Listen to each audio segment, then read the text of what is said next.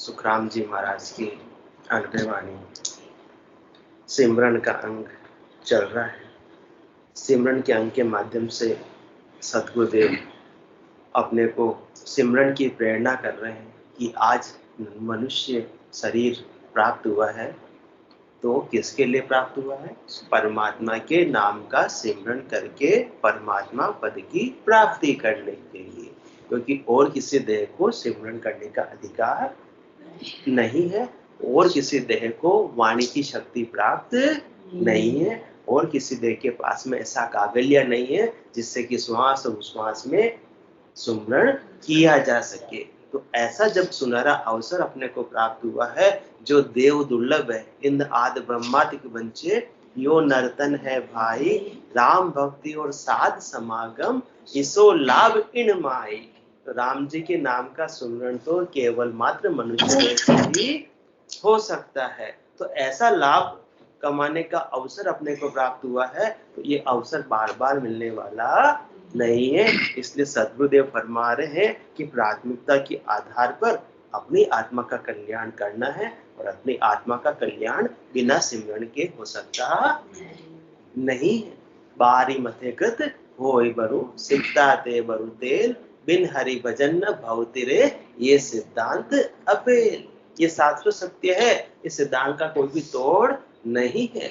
अन्य संसार के अंदर कितने ही वैज्ञानिक आविष्कार हो जावे, खोज कर ले में सब कुछ संभव हो सकता है, परंतु इस आत्मा का कल्याण, आत्मा को परमात्मा पद की प्राप्ति बिना परमात्मा के नाम के सिमरन के नहीं हो सकती है। इसलिए सद्गुरुदेव सिमरन के अंग के माध्यम से सिमरन का महत्व आज अपने को समझा रहे हैं, ताकि अपनी महत्व बुद्धि किसमें लगी हुई है? संसार में लगी हुई है, शब्द रूप रसगंध स्पर्श में लगी हुई है। इसलिए अपने को सिमरन का समय नहीं मिलता है। जिसमें महत्व बुद्धि है उसके लिए समय अपने आप निकल जाता है। 24 घंटे तो सबको मिले हुए, जैसे थोड़ी किसी को 30 मिले हो और अपने को 15 ही मिले हो। परमात्मा के यहाँ न तो किसी के साथ में दोस्ती है, न किसी से दुश्मनी है कि किसी को 30 घंटे दे देंगे और किसी को 15 घंटे दे देंगे। परमात्मा ने 24 घंटे सबको समान रूप से दिए हैं। उन 24 घंटों में 21,600 श्वासें भी सबको समान रूप से दे रहे हैं। अब उन श्वासों को अपन संसार के लिए लगाकर रेत में मिला दो, और चाहे परमात्मा के नाम का सुमरण करके लेके लगा लो। ये तो अपनी अपनी बुद्धि के विवेक का विषय है, अपने अपने निश्चय का विषय है कि अपने को क्या करना है।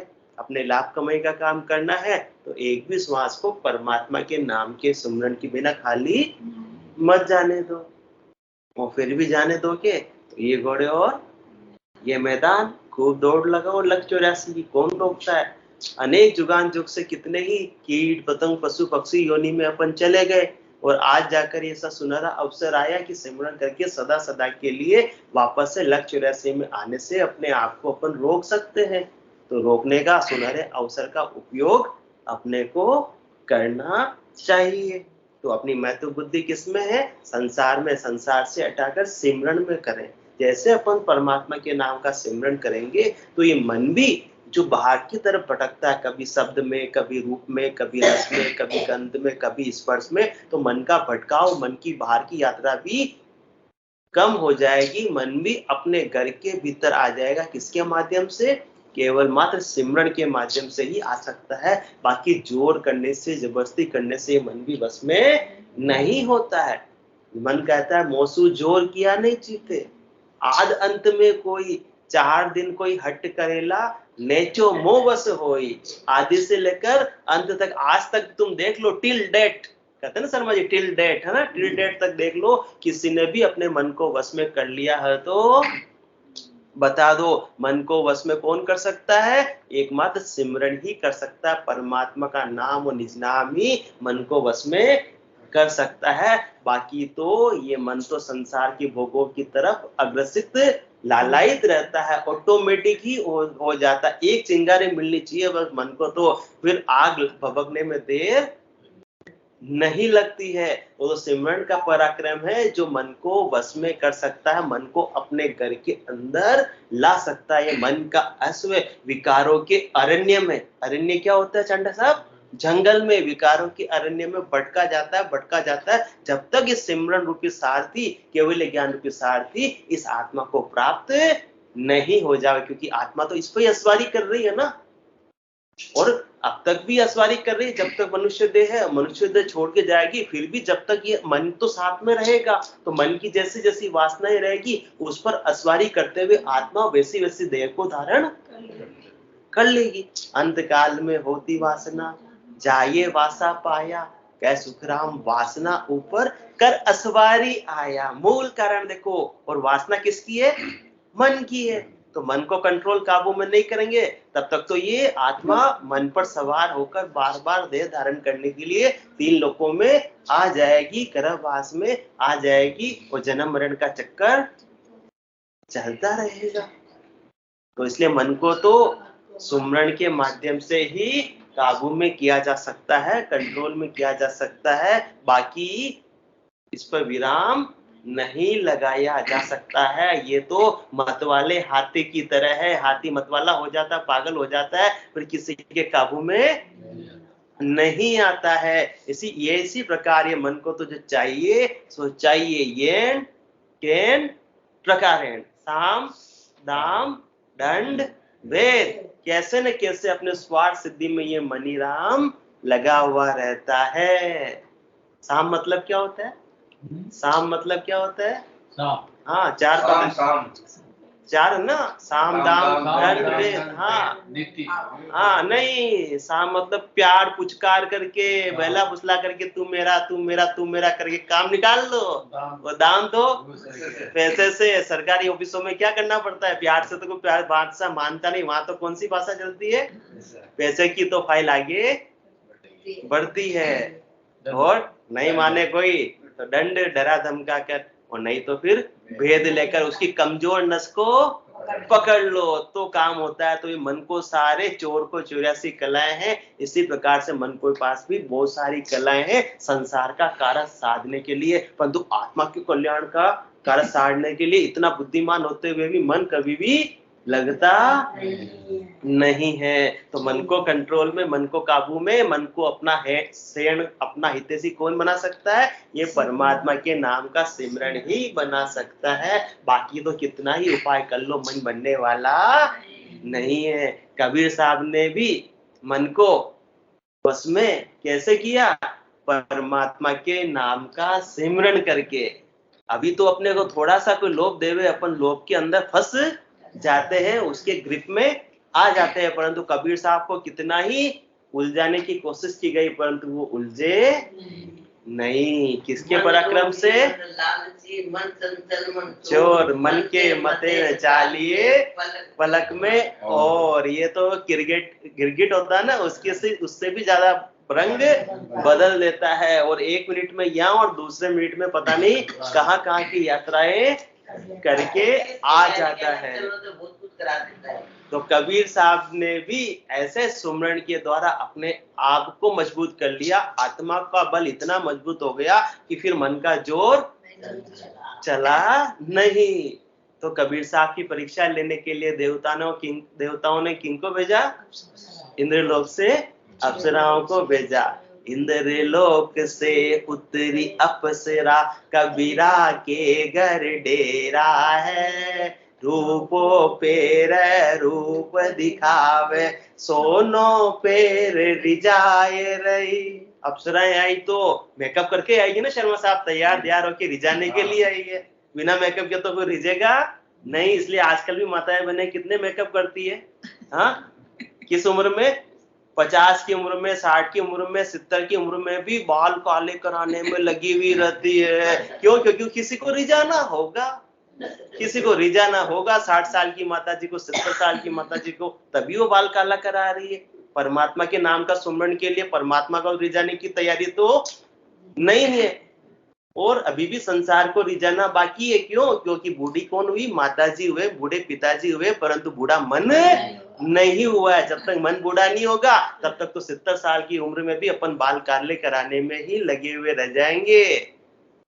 बालक तरुण बुढ़ापो भी तो अजऊ राम नहीं गावे, 84 फिर नर्तन पायो चाम सोनी जावे। इससे मालूम पड़ता नहीं अपनी महत्व बुद्धि कहाँ की है, वहीं तक का तो उपाय करेंगे। भले इंद्रियों में जोड़ नहीं है, भले शरीर में ताकत नहीं है, भले झुर्रियां पड़ गई है, फिर भी अपन अपने को सजने संवारने में अभी भी लगे हुए हैं। दिन में 2-3 बार तो आईने के सामने अपन चले ही जाते हैं। तो इसका मतलब अपनी महत्व बुद्धि कहाँ पर है? ये बिना सिमरन के तो आईना अपना छूटने वाला नहीं है, बिना सिमरन के तो बाल रंगने से ये मन हटने वाला नहीं है। बाल रंगने का तो केवल वो एक उदाहरण मात्र है। इससे मालूम पड़ता है कि अपने मन की भावट अभी भी परम पद की प्राप्ति में इतनी है या नहीं, अभी भी संसार में ही रचे बसे हैं। तो परमात्मा कहते हैं ठीक है, संसार में ही रहो, आते जाते रहो, मेरे घर में आने की तुम्हें कहाँ आवश्यकता है। तो इंद्रलोक से उतरी अप्सरा, कबीरा के घर डेरा है। रूपों पेर रूप दिखावे, सोनों पेर रिजाए रही। रूपा किसको कहते हैं? चांदी। और अपने देखो कांचीपुरम पार्श्वनाथ वाले चांदी की तो बात ही नहीं करते। सबसे नीचे कहा सोना, ऊपर डायमंड, रियल डायमंड की ज्वेलरी। वाह वाह वाह वाह वाह। ताकि अड़ोसी पड़ोसी माताएं बहने को दिखा सके और अपने अभिमान की पुष्टि ये मनीराम कर सके। इसलिए तो पहनते हैं, इसलिए तो इतना पैसा खर्च करते हैं। बेचारा पति गाड़ी की बलद की तरह दिन रात ऑफिस में लगा रहता है, किसके लिए? रियल डायमंड की ज्वेलरी पत्नी को दिलाने के लिए। तो गधा मजदूरी ऐसे कब तक करते रहेंगे? सदगुरुदेव अपने से पूछ रहे हैं, अपनी आत्मा का कल्याण करने के लिए समय तुम कब निकालोगे मेरे भाई? सदगुरुदेव को दया आ रही है अपने पर। परमार्थ के काज उचारूं, भूला गेल बताऊं, तू ही करे भुगसी तू ही ताते समझ रहिए। सदगुरुदेव फरमा रहे मेरा तो कुछ बिगड़ने वाला नहीं है, बिगड़ेगा सो तुम्हारा ही बिगड़ने वाला है। इसलिए तुम मेरी बात मानकर सिमरन में महत्व बुद्धि कर लो, ये मौका बार बार मिलने वाला नहीं है। इसलिए इंद्रलोक से उतरी अप्सरा, कबीरा के घर डेरा है। रूपों पेर रूप दिखावे, सोनों पेर रिजाए रही। कबीर साहब क्या कह रहे हैं? भरिया जो बन में फिर रे भटकती, क्यों न राम गुण गाओ रे। वो तो रीझने वाले है नहीं, क्योंकि सिमरन के प्रताप से वो तो सामंती सूरवीर हो गए हैं। अब उनका मन इतना कच्चा, मतलब उनकी आत्मा इतनी कच्ची नहीं रहे, वो तो एकदम मजबूत हो गए हैं। अब संसार के विकारों में प्रभावित नहीं हो सकते। तो क्या फरमा रहे हैं? भरिया जो बन में फिर रे भटकती, क्यों न राम गुण गाओ रे। वो आइए रिझाने के लिए, वो कबीर साहब उनको प्रेरणा दे रहे सिमरन की। भरिया जो बन में फिर रे भटकती, क्यों न राम गुण गाओ रे। तुम्हारे पास तो भी जवानी है, कबीर साहब फरमा रहे उनको, इंद्रियों में जोर है। जवानी में जैसा काम अपन करना चाहे सुव्यवस्थित रूप से, वैसा काम बुढ़ापे में हो सकता है क्या? संभव ही नहीं है। बुढ़ापे में तो आंख में पड़ेगा जाला, नाक से बहेगा नाला, फिर नहीं पड़ने वाला प्रभु से पाला। तो तुम्हारे पास में अभी जवानी है, इंद्रियों में जोर है, तो तुम क्यों क्या करना है? परमात्मा के नाम का सिमरन करना है। कबीर साहब भी यही बात समझा रहे। भरिया जो बन में फिर रे भटकती, क्यों न राम गुण गाओ रे। इंदर बरस धरती बीज, पत्थर को क्या बीज रही। थे अपने घर जाओ मेरी बहना, कबीरा को क्या रीझ रही। इंदर बरसे धरती बीजे, पत्थर को क्या बीज रही। अब मैं सामान्य धरती, उपजाऊ धरती नहीं रहा कि जिसपे कुछ विकारों का अंकुरण हो सके। मैं तो पत्थर दिल हो गया हूँ, मतलब संसार के लिए अब मेरी वासनाएं कुछ भी बाकी नहीं रही है। इसमें पत्थर से, संसार के विकारों से, विषयों से प्रभावित होने वाला नहीं हूँ। इसलिए इंदर बरस धरती बीज, पत्थर को क्या बीज रही। थे अपने घर जाओ मेरी बहना, कबीरा को क्या रीझ रही। सिमरन के प्रताप से उसमें कौन सी दृष्टि आ गई कबीर साहब में? आत्म दृष्टि आ गई, शरीर दृष्टि नहीं रहे। वो तो अप्सराएं भी आई है तो क्या कह रहे, तेरी मेरी कैसी सगाई, हम दोनों तो भाई भाई थे, अपने घर जाओ मेरी बहना, कबीरा को क्या रीझ रही। तो ऐसा तो चैलेंज कभी अप्सराओं को आज तक मिला नहीं। अब तक उनका जो एक्सपीरियंस रहा 100% उनको सफलताएं मिली थी, परंतु आज देख रहे हैं कि ये साधक क्या बोल रहे हैं हमारे सामने, हम इतनी सज धज के मेकअप करके आई है फिर भी ये तो प्रभावित हो नहीं रहा है। परंतु उनका एक्सपीरियंस इतना अच्छा रहा कि वो भी ओवर कॉन्फिडेंस से भरी हुई थी। कौन? अप्सराएं। तो वो बता रही है, बड़े बड़े जोगेश्वर मोया, शंकर ने जा धारी रे, आबू के पाड़ा में मोया, आए रे कबीरा थारी बारी रे। कबीर साहब तो सामान्य से वस्त्र पहने, सामान्य से दिख रहे हैं, है ना, और जो हजारों हजारों वर्ष की कहाँ हिमालय के पहाड़ों में, माउंट आबू के पहाड़ों में, विशाल विशाल कंदराओं में जो तपस्या कर रहे हैं, उन ऐसे तपस्वी जनों का हमने तपस्या को जाकर भंग कर दिया है। ऐसे हम शक्तिशाली है, अपने रूप वैभव से हम सबकी तपस्याओं को भंग कर सकते हैं। इसलिए बड़े बड़े जोगेश्वर मोया, बड़े बड़े जोगियों का हमने जोगारम छुड़ा दिया है। बड़े बड़े जोगेश्वर मोया, शंकर ने जा धारी रे। जब भगवान विष्णु ने मोहिनी रूप धारण किया तब तो भगवान शंकर भी तो एक बार, हाँ, और उनके पीछे पीछे चल पड़े। बड़े बड़े जोगेश्वर मोया, शंकर ने जा धारी रे, आबू के पहाड़ा में मोया, आए रे कबीरा तेरी बारी रे। नाम कबीरा जात जुलाहा, ये काशी के वासी है, मारे तो मन में ऐसी आवे, एक माय दूजी मासी रे। पूरी उतार दी कबीर साहब ने तो, क्योंकि रिझाने के लिए सुंदर सुंदर अप्सरा आई थी। पहले तो कहा थे अपने घर जाओ मेरी बहना, और अब क्या कह रहे हैं, मुझे तो ऐसा लग रहा है कि मेरे सामने कौन है, एक तो मेरी माँ और दूसरी मेरी मासी है। माँ और मासी अपने बेटे को रिझाएगी, ऐसा संभव हो सकता है? नहीं हो सकता है। मैं तो आपके बेटे के समान हूँ, बराबर हूँ, है ना। जात जुलाहा नाम कबीरा, ये काशी के वासी है, मारे तो मन में ऐसी आवे, एक माँ ये दूजी मासी रे। तो किसके पराक्रम से? कबीर साहब आगे रहस्य की बात बता रहे हैं। मैं सायब को ऐसे रटियो, सिमरन का अंग है। मैं सायब को ऐसे रटियो, सायब कौन? सृष्टिकर्ता परमात्मा। हाँ, परंतु सृष्टिकर्ता परमात्मा कहते हैं कि न जाने कौन है मेरो नाम, पर संता मुख में सुनियो हूँ राम। संतों के मुख से मैंने मेरा नाम क्या सुना है? राम। तो मेरा नाम राम ही सही, मैं तो स्वीकार कर लेता हूँ।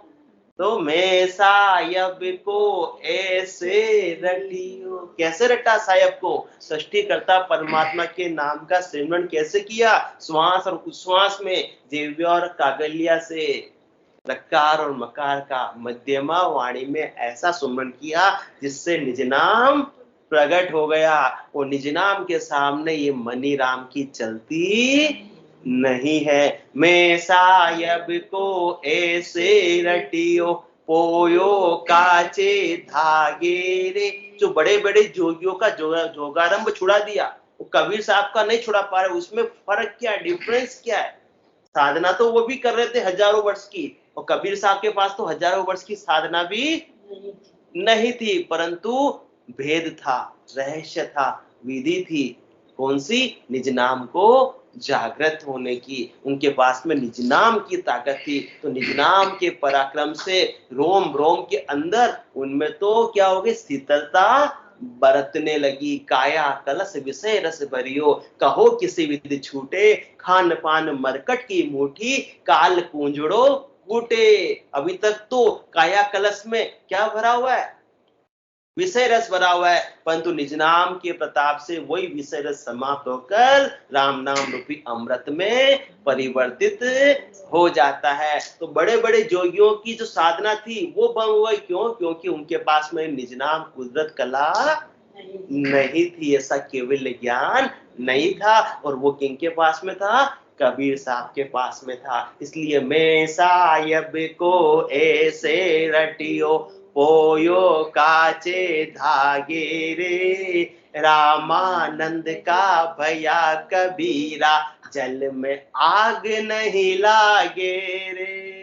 पूरा शरीर शीतल हो गया है, परमात्मा के नाम रूपी जल के अंदर गरकाव हो गया है। तो अब कहीं भी तुम हमें विषय विकारों से प्रभावित करना चाहो, वासनाओं की आग अब मेरे भीतर जलने वाली नहीं है। तो किसका पराक्रम मूल में? सिमरन का पराक्रम है। तो अनंत श्री सदगुरु सुखराम जी महाराज सिमरन का महत्व बता रहे हैं। इतना भारी महत्व है जिसकी कीमत पैसे में आंकना चाहे तो आंक सकते नहीं है। तो इतना महत्व बता रहे हैं। सिंगी ऋषि वन में लूटिया, विषय विकार नहीं जाना रे, इसलिए वो विषय विकारों में सिंगे से लुट गए, अच्छे से लूटने आ गए। तो सदगुरुदेव फरमा रहे हैं, जिण मुख में हरि नाम, कर्म को जोर न लागे, भूत प्रेत छल छिद्र जम दूरा से भागे, विषय व्याध सब जाए, रोग व्यापे नहीं कोई, 84 को काट जीत जन निर्मल होई, देव करे प्रणाम ब्रह्मा विष्णु शिव चावे, जन सुखिया निज नाम ब्रह्म के माहि मिलावे। ये जो साख है बहुत कीमती है, पूरा रहस्य इसके अंदर छिपा हुआ है। सिमरन का पूरा महत्व सदगुरुदेव ने यहाँ खुलासा कर दिया है कि जिण मुख में हरि नाम, कर्म को जोर न लागे। जिसके मुखारविंद में परमात्मा के नाम का सुमरण होता रहता है, वो सत्ता समाधि का साधक जो आनंद लेता रहता है, तो फिर कर्म भी उसको प्रभावित नहीं कर सकते हैं। परिस्थिति तो भले बनेगी, परंतु साधक की मनस्थिति फिर परिवर्तित नहीं होती है। संसार के छोटे मोटे परिवर्तनों से फिर साधक प्रभावित नहीं होता है। संसार में तो सुख और दुख का तांता तो लगा हुआ रहता है, लगा हुआ रहेगा, परंतु इस सुमरण के प्रताप, निज नाम के प्रताप से सुख दुख की चोटें जीवन में आती है, आकर जाती है। ज्ञानी के हृदय को शोभ नहीं, मूर्ख को नाच नचाती है। फिर साधक छोटी छोटी बातों के लिए दुखी होता नहीं और छोटी छोटी उपलब्धि के लिए फूलता नहीं है। किसमें पराक्रम है? सिमरन में पराक्रम है। जीर्ण मुख में हरि नाम, कर्म को जोर न लागे। बाकी तो कैसे कैसे कर्म उदय हो जाते हैं, उसके वशीभूत होकर ये जीव डोलता रहता है, परंतु सिमरन की ऐसी मजबूती प्राप्त हो जाती है, कर्म आओ तो आओ, साधक फिर डावाडोल विचलित होता नहीं है। तो इस सिमरन का प्रताप है, भजन का प्रताप है। नहीं तो भजन बिना सब कर्म रे, उड़ उड़ लागे आय, जूस से सोना खेत में, मरग ढोर चर जाए, मरग ढोर चर जाए, खेत सो जाय भली जे, निस दिन नह चलवास हरस केला नित कीजे, भजन रुखाड़ो जो रहे,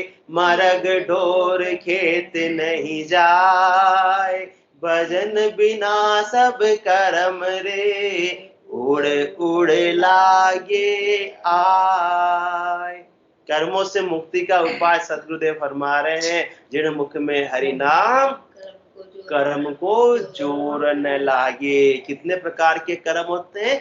3 प्रकार के कर्म होते हैं। जो इनको ऐसा सद्गुरु का ज्ञान प्राप्त हो गया और सद्गुरु का ज्ञान प्राप्त करके जो साधक दिन और रात भजन में सुमरण में गरकाव रहता है, तो शर्मा जी फिर उसके नए किरेमान कर्म बंधने का अवसर ही प्राप्त नहीं होता है। जो प्रारब्ध कर्म है वो भी सहज सहज के अंदर भोग लेता है। सूली की सजा भी सुई में परिवर्तित हो जाती है। जो भजन के सुमरण के बिना बहुत बड़ी विकट परिस्थिति लगती है, वो सुमरण के प्रताप से छोटी सी बात लगती है कि संसार में सब चीज होती रहेगी, कुछ भी होने वाला है, सब जड़ पदार्थों का नाश होने वाला है, मेरा नाश कभी हो सकता नहीं है। ऐसी आत्म दृष्टि सुमरण के प्रताप से आ जाती है। आत्म साक्षात्कार हो जाता है, आत्मा चेतन हो जाती है। फिर वो जड़ की आसक्ति नहीं रहती, जड़ के प्रति गिद्धता नहीं रहती। जब तक जड़ के प्रति गिद्धता है तभी तो अपन छोटी छोटी बातों से दुखी और सुखी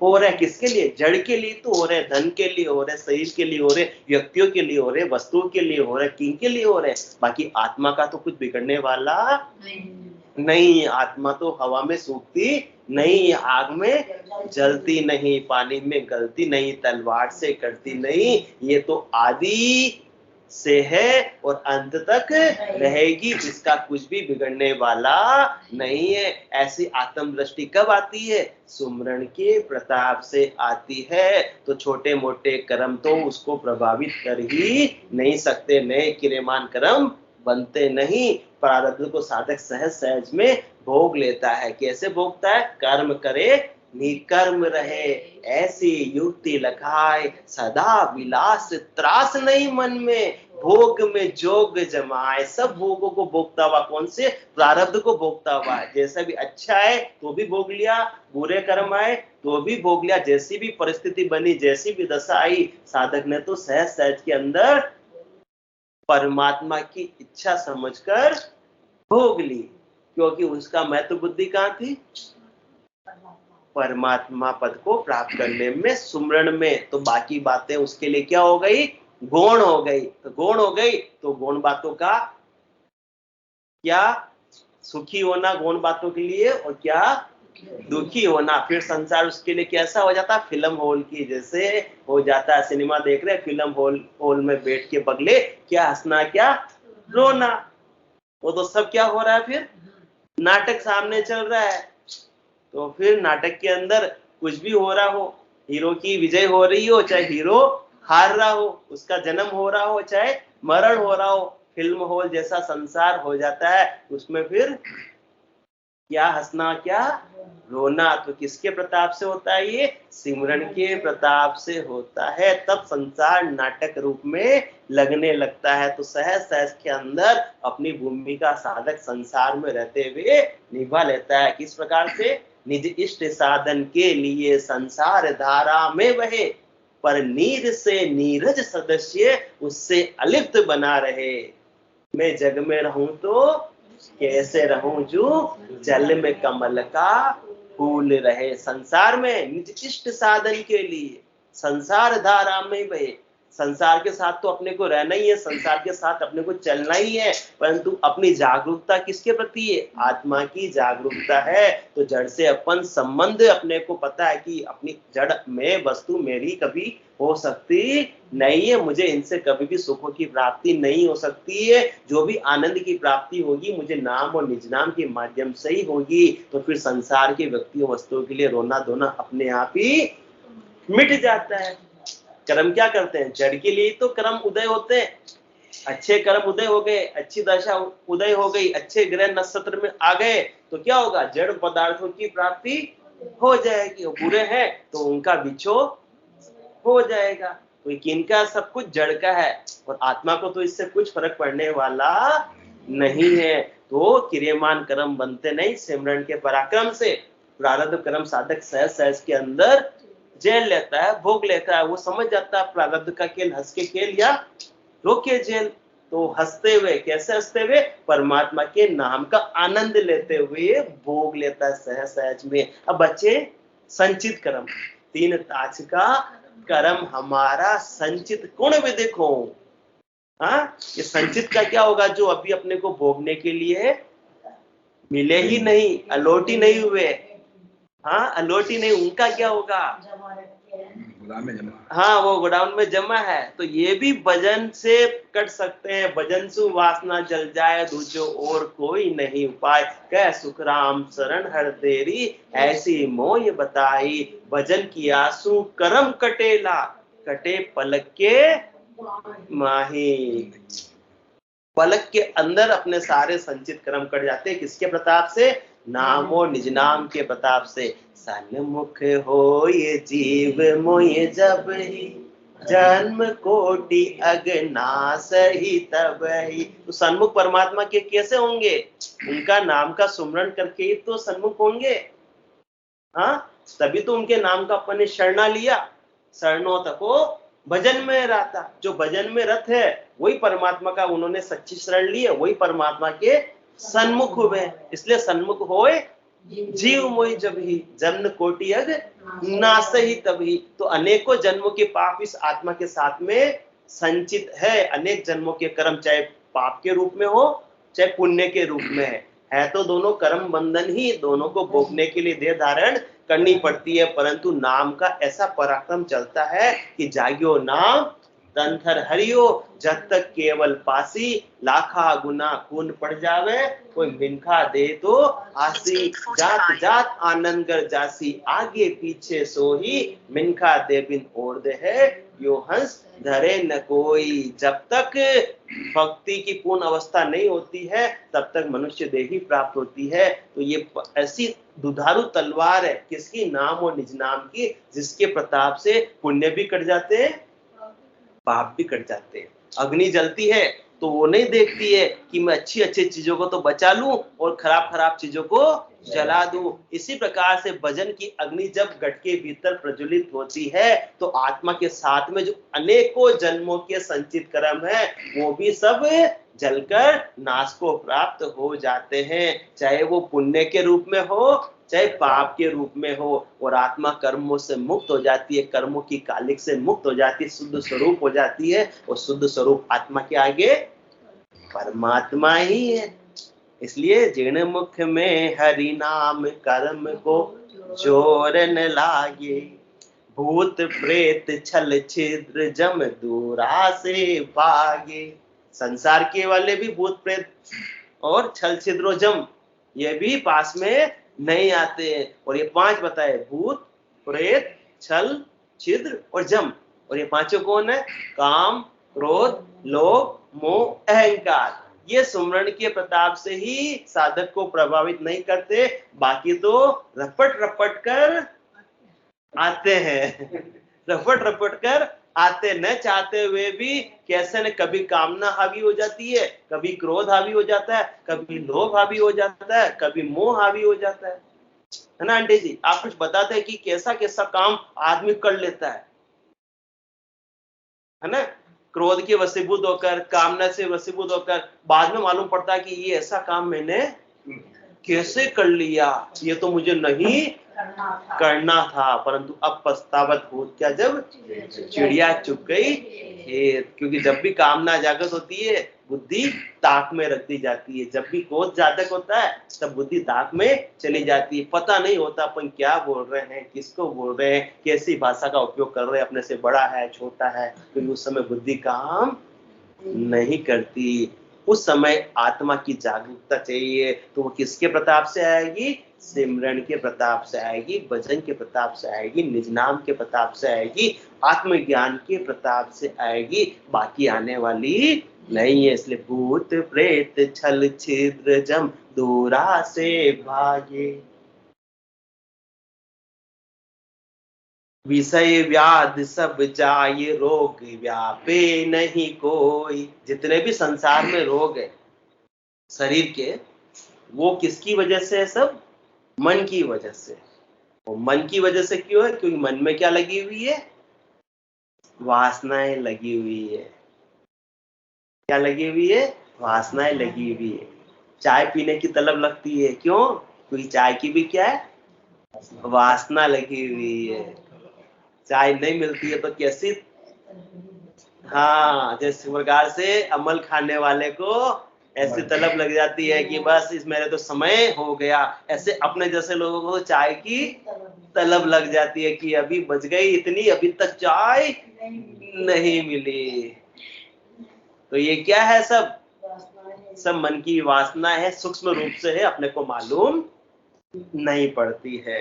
तो विषय व्याध सब जाए, रोग व्यापे नहीं कोई। जितने भी रोग होते हैं, भूखे रहने से कोई रोग नहीं होते हैं, भूखे रहने से कोई मरता नहीं है। ज्यादा खाने से और न खाने वाली चीज खाने से ही रोग शरीर के अंदर होता है। क्यों? क्योंकि ये अपने को ऐसी वासनाएं लगी हुई, किसकी? स्वादों की, है ना। शब्द रूप रस गंध स्पर्श, तो इसके अंदर कौन सा ये रस? हाँ, स्वाद। अपने को बस मीठी मीठी चीजें खाइए। ये तन मीठा माले खवा, निस दिन पाले पोसे। पैसे है तो क्या करेंगे? पैसे तो है, साथ में इच्छाएं भी तो बलवती हो रही है। ये तन मीठा माले खवा, वासनाएं लग रही है ना मीठे मीठे खाने की। क्या आ रहे? रमड़क आती है, रमड़क। हाँ, माता जी क्या कहते हैं? मीठा मीठा खावा की, हाँ, रमड़क आ रही। तन मीठा माले खवा, हाँ, ये तन मीठा माले खवा, निस दिन पाले पोसे। पहले तो इतना अपन खाते हैं, है ना, स्वादों की पूर्ति करने के लिए, और फिर शरीर इतना मोटा हो जाता है तो फिर क्या, कहाँ का जाना पड़ता है? जिम जाना पड़ता है। हमारे शर्मा जी तो योगा जाते हैं और वॉक करनी पड़ती है सुबह शाम। अपन खाना कम कर देंगे तो दूसरी बातों की भी इतनी अपेक्षा नहीं रहेगी। फिर कर रहे हैं तो अच्छी बात है, नहीं कर रहे हैं तो भी स्वास्थ्य बिगड़ने वाला नहीं है। मूल में क्या, अपना खाने पे कंट्रोल नहीं होता है। क्यों? क्योंकि अपन सब मन के वशीभूत हो रहे हैं। तब तक तो विषय व्याध सब जाए, रोग व्यापे ने कोई। जब तक विषय वासनाएं है तब तक तो रोग शरीर में आते रहेंगे। रोगों का मुख्य कारण ही क्या है? विषयों की आसक्ति को पूरा करने में अपन लगे हुए हैं। शरीर के फायदा दे रही ये चीज, नहीं दे रही उसका अपन सोचते नहीं। अपन तो जीव्या स्वाद में लगे हुए हैं, जिससे जीव्या स्वाद की पूर्ति हो रही है, वो चीजों का अपन पान कर रहे हैं, सेवन कर रहे हैं। आज फास्ट फूड का सेवन कर रहे हैं, पिज्जा खा रहे हैं, केक खा रहे हैं। इससे क्या हो रहा है? शरीर को क्या पोषण की प्राप्ति हो रही? कुछ भी नहीं हो रही है। परंतु जीव्या स्वादों के वशीभूत होकर अपन इनका पान कर रहे हैं, उसके बदले में कितने रोग शरीर के अंदर पनप रहे हैं, लग रहे हैं। तो मूल में क्या कारण है शरीर में रोग का? मन का रोगी होना। मन रोगी किससे हो रहा है? वासनाओं की वजह से। वासना कैसे जाएगी? भजन से वासना जल जाए, दूसरे और कोई नहीं उपाय। तो इसमें भी सिमरन ही शरीर के रोगों को ठीक कर सकता है। संसार का डॉक्टर तो टेम्पररी दवाई दे सकता है, परमानेंट रोगों से मुक्ति कौन दिला सकता है? सिमरन दिला सकता है। क्योंकि सिमरन जब सद्गुरु विधि से करते हैं, निज नाम जागृत होता है, तो फिर कंठ कमल पे अम्मी झड़ने लगती है। हजार पांख सुखमणा से अम्मी जड़ने लगती है। हजार पांख के कवल से अनंत पांख तक का कवल। जैसे जैसे साधक की साधना की स्थिति है, तो मुंह बिना गुड़ शक्कर खाए ही मीठा होने लगता है। तो ऐसे जो निज नाम का आनंद लेता है, ऐसे जो अम्मी का आनंद लेता है, फिर उस साधक की भूख भी कम हो जाती है। तो उससे मालूम पड़ जाता है कि साधक कितना भजन में घरकाब है। जितना ज्यादा भजन में घरकाब होगा, उसको बाह्य साधनों की आवश्यकता कम होती जाएगी। वो खाना पीना ही कम कर देता है। इसलिए तो कहते हैं जल पीवन की श्रद्धा नाई मति हो अमृत दूरी हो। कौन सा अमृत? जो अंदर जल रहा है भजन के प्रताप से, निज नाम के प्रताप से जो अम्मी जल रही है, उसके पान से शरीर भी जीवित रहता है, पुष्टि को प्राप्त हो जाता है, और बाह्य भोजन की आवश्यकता भी कम हो जाती है। तो इसलिए विषय व्याध सब जाए, रोग व्यापे नहीं कोई। तो सदगुरुदेव ने आज खुलासा कर दिया अपने लिए कि परमानेंट यदि जड़ से रोगों को मुक्ति पानी है तो मन का ठीक होना जरूरी है। और मन कैसे ठीक होगा? सिमरन से ठीक होगा। तो परमानेंट काम तो इससे होगा, बीमारी सब निकल जाएगा, सारी बीमारी निकल जाएगी। हाँ, टेम्पररी आपको जब तक नहीं निकल रही है तब तक औषधि खानी खा लो, उसकी कोई रोक टोक नहीं। पर तो औषधि के भरोसे अपन जिंदगी चलाना चाह रहे हैं तो सदगुरुदेव बुद्धि पर विवेक जागृत कर रहे हैं, स्पष्टता कर रहे हैं कि रोग भी तुम्हारे आत्मा का साध्य रोग तो है ही, वो तो मैं ठीक करूंगा ही, सदगुरुदेव फरमा रहे, परंतु तुम्हारा शरीर का रोग भी पूर्णतः समाप्त हो जाएगा। जब तक शरीर रहेगा तुम्हारा तब तक तुम परमात्मा के नाम और निज नाम का आनंद लेने के योग्य बने हुए रहोगे। यदि तुमने 100% मेरी बात को मान लिया, सिरोधारी कर लिया तो, वरना अपन क्या करते, आदि तो बात सदगुरुदेव की, आदि अपने मन की। इसलिए सदगुरुदेव फरमाते हैं, मन के मते न चालिए चालो सतगरुबान, शब्द कहे तिन रीत में भेलन दूजो आन। जो बातें वो अपने करने लायक होती वो तो सदगुरुदेव की मान लेते हैं, बाकी स्वादों के लिए तो नहीं। थोड़ा बहुत तो चलता है आजकल, हाँ थोड़ा बहुत तो चलता है, क्या फर्क पड़ता है, सभी खा रहे, अपन भी खा लेते हैं। तो सदगुरुदेव कह रहे हैं फिर तो आपका रोग जाने वाला नहीं है। कैसे पराक्रम है सदगुरुदेव का, है ना, आत्मा का असाध्य रोग भी मिटा रहे हैं और शरीर का रोग भी मिटा रहे हैं। ऐसा अपने को भेद बख्शिश कर रहे हैं, रहस्य की बात का उद्घाटन कर रहे हैं। तो जिन मुख में हरि नाम कर्म को जोर न लागे, भूत प्रेत छल छिद्र जम दूरासु भागे, विषय व्याध सब जाय रोग व्यापे नहीं कोई। तो आज क्लियर हो गया, यदि रोग मुक्त होना है सिमरण करो, जड़ से रोग समाप्त हो जाएगा, क्योंकि सदगुरुदेव के वचन कभी भी झूठे हो सकते नहीं है। 84 को काट जीत जन निर्मल होई।